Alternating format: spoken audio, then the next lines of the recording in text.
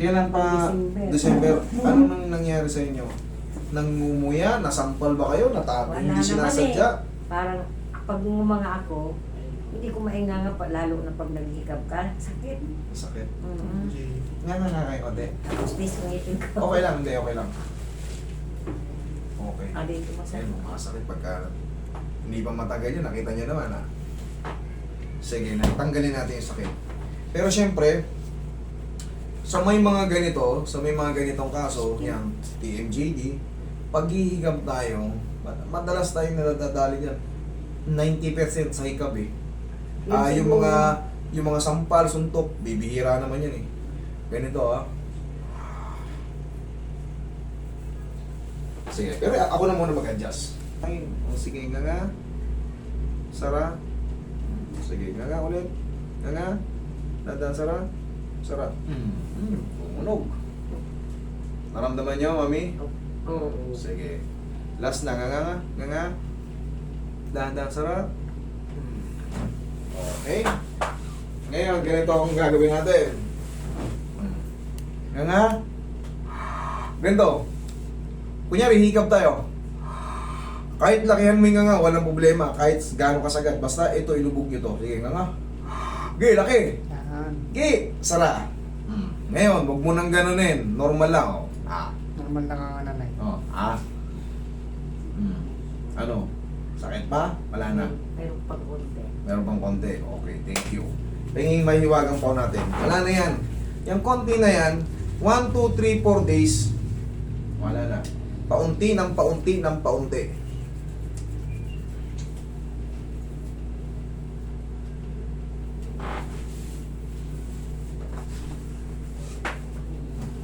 Yung tumunog na rito, naramdaman nyo kanina, Nay? Oo. Pinasok ko lang yung yung condyle nyo. Umusog eh. Ngayon, pagka nakawala sa balance yung ito, ano ba yung condyle? Parang hindi kayo malito. Ito. Ngayon, gumanyan to. Siyempre yung kabila, dumidiin. Kailangan yan, nakapasok ng maigi yan. Yun ang ina-adjust natin. Sa junction. Siguro kung noon pa hindi na ganito likod ko na. Nandito ka na.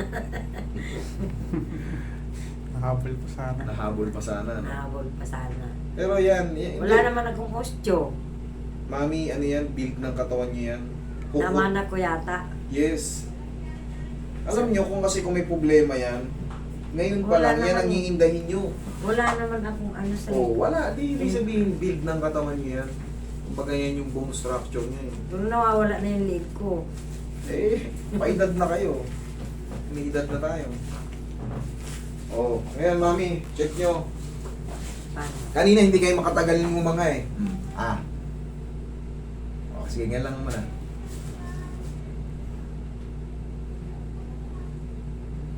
Oh, Sara.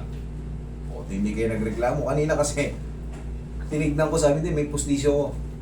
Bakit?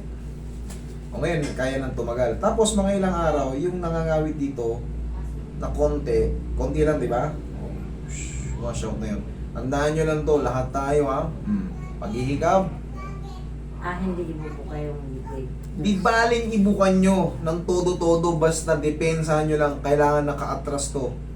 Yung baba natin, kahit isagad nyo pa yan, kahit walang magiging problema yan, basta tandaan nyo, ilubog nyo ng to. Kasi pag yan, hinikab nyo ng normal,